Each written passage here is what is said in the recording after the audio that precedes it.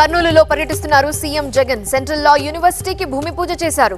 Judicial అధికారులతో ప్రత్యేకంగా భేటీ అయ్యారు ఆయన. కర్నూలులో హైకోర్టు ఏర్పాటుకు అడుగులు పడుతున్నాయన్నారు ముఖ్యమంత్రి జగన్మోహన్ రెడ్డి. ఇందులో భాగంగానే కేంద్ర న్యాయ యూనివర్సిటీకి శంకుస్థాపన చేశామన్నారు. మరికొన్ని న్యాయ సంస్థలు రాబోతున్నాయన్నారు సీఎం. ఇవాళ టీడీపీ అభ్యర్థుల రెండవ జాబితా విడుదల చేయనున్నారు చంద్రబాబు. 25-30 స్థానాలకు అభ్యర్థులను ప్రకటించనున్నారాయన. అభ్యర్థుల ఎంపికపై జనసేన పార్టీ కసరత్తు చేస్తోంది. ఇవాళ తుది జాబితా విడుదల చేసే అవకాశం ఉంది. ఇప్పటికే 6 చోట్ల అభ్యర్థులను ప్రకటించారు పవన్ కళ్యాణ్. పవన్ పోటీపై ఇవాళ స్పష్టత వచ్చే ఛాన్స్ ఉంది. ఇవాళ జనసేన పార్టీ 11వ ఆవిర్భావ దినోత్సవం జరుగుతోంది. పార్టీ కార్యాలయంలో జరిగే ఆవిర్భావ దినోత్సవంలో పాల్గొంటారు పవన్. ఇవాళ ఉమ్మడి శ్రీకాకుళం జిల్లా వైసీపీ సమన్వయ కమిటీ భేటీ కానుంది. ఈ సమావేశానికి వైవి సుబ్బారెడ్డి, మంత్రి బొత్స నేతలు హాజరు కానున్నారు. చంద్రబాబుతో భేటీ అయ్యారు మాజీ మంత్రులు గంటా శ్రీనివాస్, నారాయణ. విశాఖ జిల్లాలో తనకు సీటివ్వాలని కోరారు గంటా. ఇవాళ సన్నిహితులు, అనుచరులతో సమావేశమై చీపురుపల్లి నుండి బరిలోకి దిగే అంశంపై చర్చిస్తారు గంటా శ్రీనివాస్. ఈ సమావేశం అనంతరం తుది నిర్ణయం ప్రకటిస్తారు. ఎన్నికల దగ్గర పడుతుండటంతో కాస్త జోరు పెంచింది ఏపీ కాంగ్రెస్. వరుసగా సభలు, సమావేశాలతో ఎన్నికలకు సిద్ధమవుతోంది. ఎల్లుండి విశాఖపట్నంలో న్యాయ సాధన పేరుతో సభ నిర్వహించనుంది కాంగ్రెస్. ఈ సభకు కర్ణాటక, తెలంగాణ ముఖ్యమంత్రులు హాజరై ప్రసంగించే అవకాశం ఉంది. టికెట్ దక్కకపోవడంతో నిరాశతో ట్వీట్ చేశారు బొలిశెట్టి సత్యనారాయణ. 10 ఏళ్ల సమయం, ధనాన్ని వెచ్చించాను, తనకు పోటీ చేసే అవకాశం మాత్రం ఇవ్వలేదు అన్నారు. సూపర్ 6 అనే అబద్ధపు మేనిఫెస్టోతో ప్రజలను చంద్రబాబు మళ్లీ మోసం చేయాలని చూస్తున్నారని విమర్శించారు మంత్రి పెద్దిరెడ్డి రామచంద్రారెడ్డి. ఎల్లుండి టీడీపీలో చేరనున్నారు ఎంపీ మాగుంట శ్రీనివాసులరెడ్డి. తన కుమారుడు కూడా టీడీపీలో చేరుతారని చెప్తూ అభిమానులకు మాగుంట లేఖ విడుదల చేశారు. టీడీపీ, జనసేన, బీజేపీ పొత్తుపై విమర్శలు చేశారు ఎంపీ మిథున్ రెడ్డి. జనసేనకిచ్చిన 21 సీట్లలో 11 మంది టీడీపీ అభ్యర్థులే ఉన్నారన్నారు.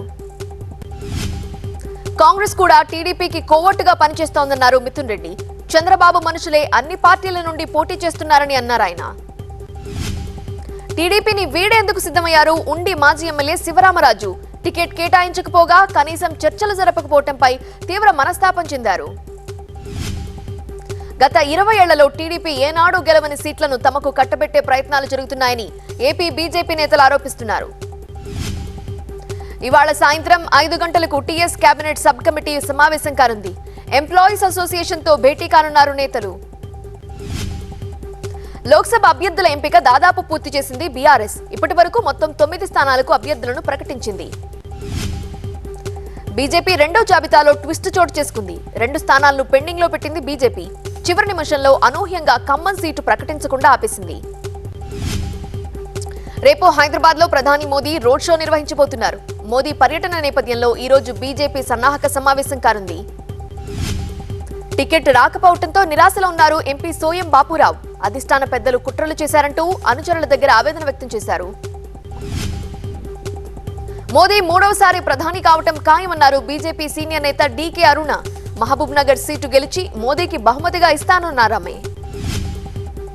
రాష్ట్ర వ్యాప్తంగా 15 ఎంపీ స్థానాలు గెలుస్తామన్నారు డీకే అరుణ. తెలంగాణలో బీఆర్ఎస్, కాంగ్రెస్ తో విసిగిన ప్రజలు బీజేపీని ఎంచుకుంటున్నారని చెప్పారు.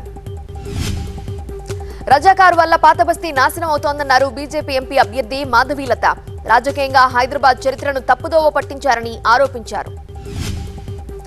సీఎం రేవంత్ 4 కోట్ల ప్రజల మనసు గెలుచుకున్నారన్నారు బీర్ల ఐలయ్య.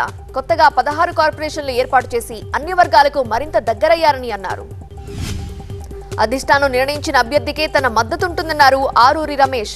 కార్యకర్తల అభీష్టం మేరకు బీఆర్ఎస్ లోనే కొనసాగుతారని స్పష్టం చేశారు. వరంగల్ పార్లమెంట్ అభ్యర్థి కోసం బీజేపీలో కసరత్తు చేస్తోంది. రిటైర్డ్ ఐపీఎస్ అధికారి కృష్ణప్రసాద్, మాజీ మంత్రి విజయరామారావులను బరిలోకి దింపేందుకు ప్రయత్నాలు చేస్తున్నారు నేతలు. YCP MLA Balanagi Reddy, MLC Sivaramireddy తల్లి లలితమ్మ మృతి చెందారు. ఇవాళ ఆమె సొంతూరు కర్నూలు జిల్లా కొనకొండలో అంత్యక్రియలు నిర్వహిస్తారు. వరంగల్ జిల్లాలో మాజీ ఎమ్మెల్యే సుధాకర్ రావు కన్నుమూశారు. ఇవాళ ఆయన సొంతూరు వడ్డే కొత్తపల్లిలో అంత్యక్రియలు జరగనున్నాయి. సుధాకర్ రావు మృతిపై కేసీఆర్ సంతాపం ప్రకటించారు. ఇవాళ జరిగే అంత్యక్రియలకు హరీష్, ఎర్రబెల్లితో పాటు కీలక నేతలు హాజరవుతున్నారు. సోషల్ మీడియాలో తనపై జరుగుతున్న ప్రచారాన్ని కొట్టిపడేశారు బీజేపీ నేత సత్యకుమార్. టికెట్ దక్కకపోవడంతో అసంతృప్తిగా ఉన్నట్లుగా వస్తున్న ప్రచారాన్ని ఖండించారు. తెలంగాణలో ఇవాళతో గ్రూప్ 1 దరఖాస్తుల గడువు ముగియనుంది. ఇప్పటి వరకు 2,07,000 మందికి పైగా దరఖాస్తు చేసుకున్నారు. వైసీపీ నేతల వేధింపులు భరించలేక పురుగు మందు తాగిన యువకుడిని పరామర్శించారు టీడీపీ నేత నారాయణ రెడ్డి. తమ కార్యకర్తలను వేధించిన వైసీపీ నేతలను వదిలిపెట్టబోము అన్నారు. ఫ్లెక్సీ వివాదంలో తనకు ఎలాంటి సంబంధం లేదన్నారు కాంగ్రెస్ నేత నవీన్ యాదవ్. సంబంధం లేని డివిజన్ కు దేదీప్యారావు వెళ్లి వివాదం సృష్టించాలని చూస్తున్నారని ఆరోపించారు. చిత్తూరు జిల్లా గంగాధర నెల్లూరులో టీడీపీ వైసీపీ ఫ్లెక్సీల ఏర్పాటులో ఇరు వర్గాల మధ్య గొడవ జరిగింది. బ్యానర్ల తొలగింపు వ్యవహారంలో కార్యకర్తల మధ్య వివాదం చెలరేగింది. ఎన్టీఆర్ జిల్లా షేర్ మహమ్మద్ పేటలో రోడ్డుపై బైఠాయించి రాస్తారోకో చేపట్టారు టీడీపీ కార్యకర్తలు. జాన్ భాషా ఇంటిపై రాళ్ల దాడి చేసిన వైసీపీ కార్యకర్తలపై చర్యలు తీసుకోవాలని డిమాండ్ చేశారు. జమ్మికుంట తహసీల్దార్ రజనీ బంధువులు బినామీల ఇళ్లలో తనిఖీలు చేపట్టారు ఏసీబీ అధికారులు. 12 కోట్ల రూపాయల విలువైన స్థిరాస్తులు గుర్తించారు. 22 ప్లాట్ల పత్రాలు, 7 ఎకరాల భూమి పత్రాలు సీజ్ చేశారు ఏసీబీ అధికారులు. 26 లక్షల రూపాయలు, కేజీన్నర బంగారాన్ని స్వాధీనం చేసుకున్నారు. విపక్షాల ఫోన్లను ట్యాప్ చేసిన కేసులో మాజీ డీఎస్పీ ప్రణీత్ రావు నేరం అంగీకరించాడని అన్నారు డీసీపీ విజయ్ కుమార్. ప్రణీత్ రావు మరికొందరితో కలిసి ఎస్ఐబీ ఆఫీసులో డేటాని ధ్వంసం చేశారని చెప్పారాయన. గీతాంజలి ఆత్మహత్య కేసులో పురోగతి సాధించారు పోలీసులు. టీడీపీ సోషల్ మీడియా కార్యకర్త రాంబాబును అరెస్ట్ చేశారు. విశాఖలో కొవ్వొత్తులతో భారీ ర్యాలీ నిర్వహించారు మహిళలు.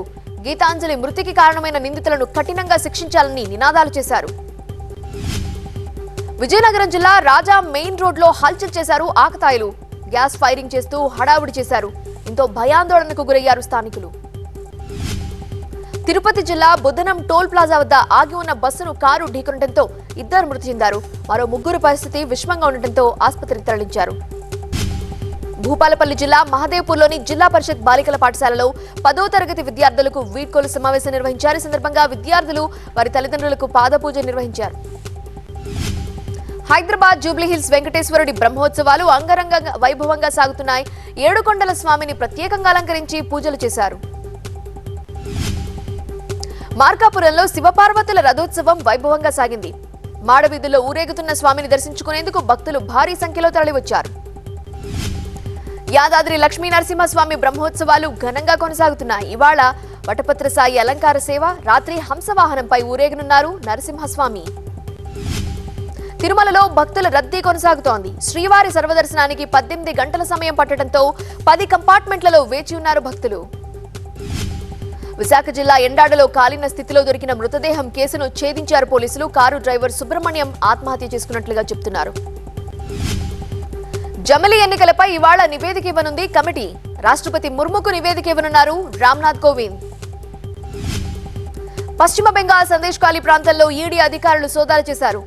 ఏకకాలంలో చాలా చోట్ల తనిఖీలు నిర్వహించి కీలక పత్రాలు స్వాధీనం చేసుకున్నారు. తృణమూల్ కాంగ్రెస్ నేత షేక్ షాజహాన్ భూ కబ్జాలకు పాల్పడ్డారన్న ఆరోపణలతో భారీ పోలీస్ బందోబస్తు నడుమ సోదాలు చేస్తున్నారు అధికారులు. కర్ణాటకలో లోక్సభ ఎన్నికల ప్రచారాన్ని కలబుర్గి నుండి ప్రారంభించనున్నారు ప్రధాని నరేంద్ర మోదీ. ఈ నెల 16న కలబుర్గిలో నిర్వహించే బహిరంగ సభలో పాల్గొంటారు ప్రధాని. కర్ణాటకలో ఈ నెల 18న మరో సభలోనూ పాల్గొనున్నారు. తమ ప్రభుత్వ సంక్షేమ పథకాల ద్వారా అత్యధికంగా లబ్ధి పొందింది ఎస్సీ, ఎస్టీ, ఓబీసీలు అని ప్రధాని మోదీ అన్నారు. కాంగ్రెస్ ఏనాడు వారిని పట్టించుకోలేదని విమర్శించారు. ఔత్సాహిక పారిశ్రామికవేత్తలకు ₹1,00,000 రుణం మంజూరు, ఉపాధి ఆధారిత సంక్షేమ కార్యక్రమం పథకాన్ని వర్చువల్ గా ప్రారంభించారు మోదీ.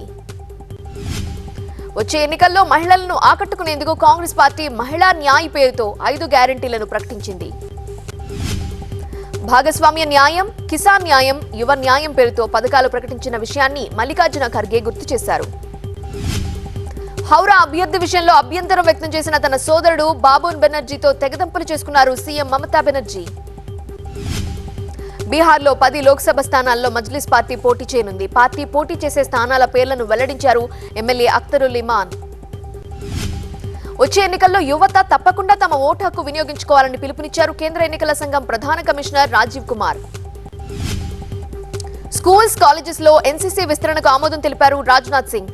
దీంతో కొత్తగా 3 లక్షల మంది ఎన్సీసీలో చేరేందుకు అవకాశం లభిస్తుంది. పౌరసత్వం మంజూరు విషయంలో ప్రపంచమంతా పాటిస్తున్న విధానాన్ని మోదీ సర్కార్ ఎందుకు అనుసరించడం లేదని ప్రశ్నించారు బెంగాల్ సీఎం మమతా బెనర్జీ. బంగ్లాదేశ్ ఇతర ప్రదేశాల నుండి బెంగాల్కు వచ్చిన ముస్లింలందరినీ తొలగించారని మమతా బెనర్జీ ఆరోపించారు. కాంగ్రెస్ అధికారంలోకి వస్తే ప్రభుత్వ ఉద్యోగాల్లో మహిళలకు 50% రిజర్వేషన్ కల్పిస్తామని హామీ ఇచ్చారు రాహుల్ గాంధీ. పేద మహిళల బ్యాంకు ఖాతాల్లో ₹1,00,000 జమ చేస్తామని మహారాష్ట్రలోని ధూలేలో ప్రకటించారు రాహుల్ గాంధీ. మహారాష్ట్ర కాంగ్రెస్ సీనియర్ నేత పద్మాకర్ ఆ పార్టీని వీడి బీజేపీలో చేరారు. కాంగ్రెస్ లో సమన్వయం లేదని ఆరోపించారు ఆయన. హర్యానా కొత్త సీఎం నాయబ్ సింగ్ సైని అసెంబ్లీ బల పరీక్షలో నెగ్గారు. విశ్వాస పరీక్ష కోసం అసెంబ్లీని ప్రత్యేకంగా సమావేశపరిచారు. ఇన్నాళ్లు మిత్రపక్షంగా ఉన్న జేజేపీ లేకుండా తమకు 49 ఎమ్మెల్యేల మద్దతు లభించిందన్నారు సీఎం సైని. బరేలీలో పర్యటించారు సీఎం యోగి ఆదిత్యనాథ్. ₹328 కోట్ల విలువైన పలు అభివృద్ధి కార్యక్రమాలను ప్రారంభించారు. ఢిల్లీ రామ్లీలా మైదాన్లో కిసాన్ మహాపంచాయత్ నిర్వహించారు రైతులు. ఈ ధర్నాలో పంజాబ్ నుండి వేల సంఖ్యలో రైతులు పాల్గొన్నారు. రైతుల సభకు పోలీసులు కఠిన షరతులతో కూడిన అనుమతి ఇచ్చారు. 5,000 మందికి మించొద్దని హెచ్చరించారు. ముందస్తు జాగ్రత్తగా భారీగా పోలీసులు మోహరించారు. రాజీవ్ గాంధీ హత్య కేసులో విడుదలైన 3 ఖైదీలు తమ స్వదేశం శ్రీలంక వెళ్లేందుకు పాస్పోర్ట్ కోసం చెన్నైలోని శ్రీలంక డిప్యూటీ హైకమిషన్కు వచ్చారు. అయోధ్యలో భక్తుల రద్దీ కొనసాగుతోంది. బాలరాముడిని దర్శించుకునేందుకు దేశ నలుమూలల నుంచి భక్తులు పెద్ద సంఖ్యలో తరలివస్తున్నారు. మహిళల ప్రీమియర్ లీగ్ లో ఢిల్లీ క్యాపిటల్స్ ఫైనల్ కు చేరుకుంది. ఆఖరి లీగ్ మ్యాచ్ లో గుజరాత్ ను చిత్తుగా ఓడించింది ఢిల్లీ జట్టు. తొలుత బ్యాటింగ్ చేసిన గుజరాత్ జట్టు 9 వికెట్లు కోల్పోయి 126 రన్స్ చేసింది. స్వల్ప లక్ష్యాన్ని 3 వికెట్లు కోల్పోయి ఛేదించింది ఢిల్లీ క్యాపిటల్స్.